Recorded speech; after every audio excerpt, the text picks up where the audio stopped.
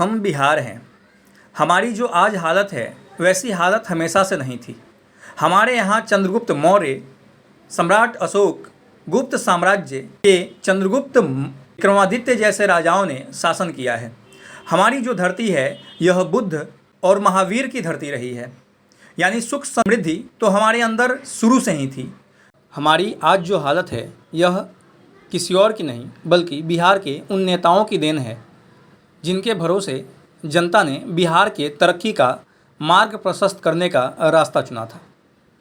हमने अपने बिहार को और बिहार वासियों को आगे बढ़ाने के कई एक मार्ग बनाए थे, कई एक रास्ते बनाए थे, लेकिन उन सभी रास्तों को बिहार के नेताओं ने अपने निजी स्वार्थ के कारण बंद कर दिया। जैसे 2024 में जब लोकसभा की चुनाव हुई थी तो उसमें केंद्र में रहने वाली मजबूत पार्टी जिसको बीजेपी के नाम से जानते हैं आप सब, उसने मात्र 240 सीटें जीती थी और सरकार बनाने के लिए कम से कम 272 सीटें चाहिए थी। हमने बिहार में कुछ पार्टियों को अच्छी खासी सीटें दी थी, जैसे जेडीयू को हमने 12 सीटों से जीत दिलाया था, लोजपा को हमने 5 सीटों पर जीत दिलाया था, हम पार्टी ने भी 1 सीट पर जीत दर्ज की थी, यानी टोटल 18 सीट हो गए। अगर 240 में 18 सीटों को ऐड करते हैं तो यह सीट हो जाती है 258। यानी वर्तमान में केंद्र में जो सरकार है उस सरकार को अपनी शासन सत्ता चलाने के लिए जो आवश्यक सीटें थी उसका समर्थन हम बिहार ने प्रदान किया था। लेकिन बिहार से जेडीयू ने बिहार के लिए कुछ मांगने की बजाय खुद के लिए मांग लिया।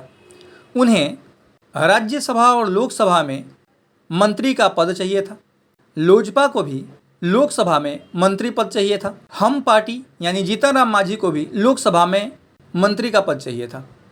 उन सभी को मंत्री का पद तो मिला, लेकिन अगर इन मंत्री के पद को मांगने की बजाय बिहार के जनता को, बिहार की गरीबी को, बिहार के पिछड़ेपन को ध्यान में रखते हुए इन नेताओं ने बिहार के विकास का डिमांड रखा होता तो शायद बिहार का विकास भी होता।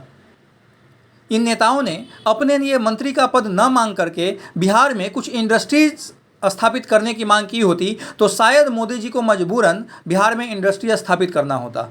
और मोदी जी की पकड़ पहुंच जितनी बड़ी है, अगर वो किसी भी इंडस्ट्रियल को यह कह दे कि बिहार में कोई फैक्ट्री स्थापित करना है और वह इंडस्ट्रियल बिहार में फैक्ट्री स्थापित करने से मना कर दे, ऐसा नहीं हो सकता था।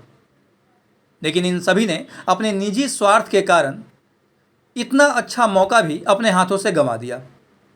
आज जबकि वर्तमान में वो चाहे लोजपा हो, जेडीयू हो या हम पार्टी हो, केंद्र सरकार के साथ गठबंधन में सरकार बनाई हुई है, ये सब आज चाहे तो बिहार राज्य को विशेष राज्य का दर्जा दिलवा सकते हैं, लेकिन यह नहीं मांगेंगे। यह कब मांगेंगे? जब ये सरकार से हट जाएंगे, यानी कि जब एनडीए को इनका समर्थन की ज़रूरत नहीं होगी, तब ये फिर से पुनः उसी प्रकार से आवाज़ उठाना शुरू करेंगे बिहार के जनता को बरगलाने के लिए कि बिहार को विशेष राज्य का दर्जा नहीं दिया जा रहा है। जबकि हकीकत यह है कि आज बिहार जितनी मजबूती के साथ लोकसभा में अपनी पकड़ बनाया हुआ है, आज बिहार के इस नेताओं के द्वारा कोई भी चीज़ मांग लिया जाए तो केंद्र सरकार उसको देने से मना नहीं कर सकती है, क्योंकि अगर नहीं देती है केंद्र सरकार तो इनके हट जाने के साथ ही लोकसभा पूरी की पूरी गिर जाएगी। उनको उस प्रकार का समर्थन प्राप्त हो नहीं पाएगा कि उनका सरकार सुचारू रूप से चल सके।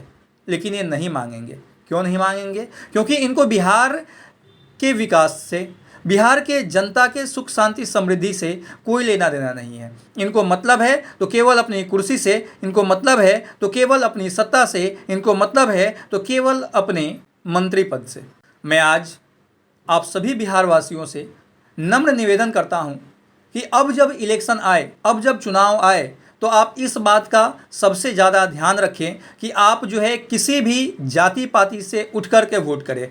क्योंकि अगर आप यादव हैं, अगर आप मुस्लिम हैं और आप लालू यादव आरजेडी को वोट करते हैं और आपको लगता है कि लालू यादव आपके लिए काम कर रहे हैं, आरजेडी आपके लिए काम कर रही है, तो ऐसा बिल्कुल नहीं है। क्योंकि अगर यादव वंश में या फिर मुस्लिम समुदाय में कोई कितना भी योग्य हो जाए, उसे किसी भी कीमत पर तेजस्वी यादव अपने बजाय मुख्यमंत्री नहीं बना सकते हैं।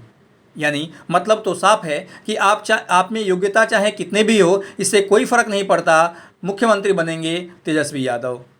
उसी प्रकार से अगर आप जेडीयू को वोट करते हैं तो यहाँ भी सब कुछ तय है, आपकी योग्यता की कोई कदर नहीं की जाएगी, मुख्यमंत्री बनेंगे तो नीतीश कुमार। मेरे कहने का मतलब यह है, आप इस बार के इलेक्शन में जाति पाति और पार्टी विशेष के वोट से ऊपर उठ करके वैसे व्यक्ति को वोट करें जो आपके लिए जीता हो, जो बिहार के लिए जीना चाहता हो, वैसे व्यक्तियों को वोट करें। शायद अगले 5 साल 10 सालों में आपके बिहार का कुछ ना कुछ भला हो जाएगा। अन्यथा जो आपकी दुर्दशा है, जो आपकी स्थिति है, जो आपकी हालत है, उससे कहीं बदतर हालत आने वाले समय में आपके बच्चों की होने वाली है।